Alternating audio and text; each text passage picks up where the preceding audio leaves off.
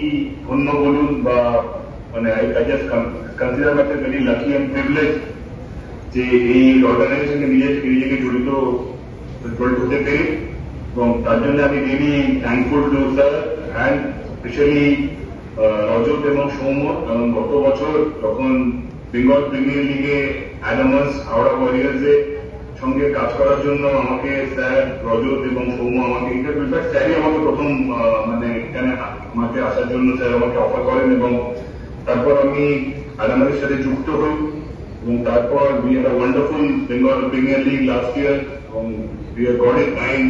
আপনাদের সকলের ভালোবাসা, ভগবানের আশীর্বাদে আমরা গতবার প্রিমিয়ার লিগ চ্যাম্পিয়নও হই, এবং তারপর থেকেই এবং স্যার এবং রজত সৌম্য এদের সকলের সাথে একটা আমার একটা প্রচন্ড ভালো বন্ড তৈরি হয়ে যায়, এবং আমার রিয়েলি আমি আবার বলছি আমি ভেরি থ্যাঙ্কফুল টু স্যার রজত এবং সৌম্য যে আমাকে এই অর্গানাইজেশন পার্ট করার জন্য।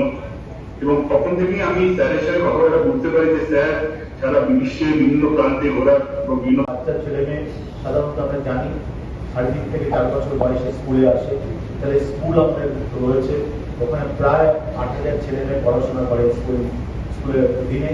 সেইখান থেকে ইউনিভার্সিটি ক্লাস 12-এর পরে ইউনিভার্সিটিতে পৌঁছে যাওয়ার একটা সফল সুযোগ রয়েছে, এবং আপনারা জানেন যে অ্যাডামাস ইউনিভার্সিটি পশ্চিমবঙ্গের প্রথম প্রাইভেট ন্যাক অ্যাফিলিয়েটেড ইউনিভার্সিটি।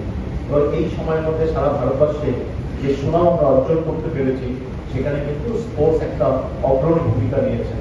ইউনিভার্সিটি প্রতিযোগিতায় সামিল হয়, এবং আপনারা জানেন যে পাঞ্জাব, হরিয়ানা এবং দিল্লি ইউনিভার্সিটিতে যে ডমিনেন্সি ছিল সেটা কিছুটা হলো অ্যাডামাস ইউনিভার্সিটি মার্ক করতে পেরেছেন।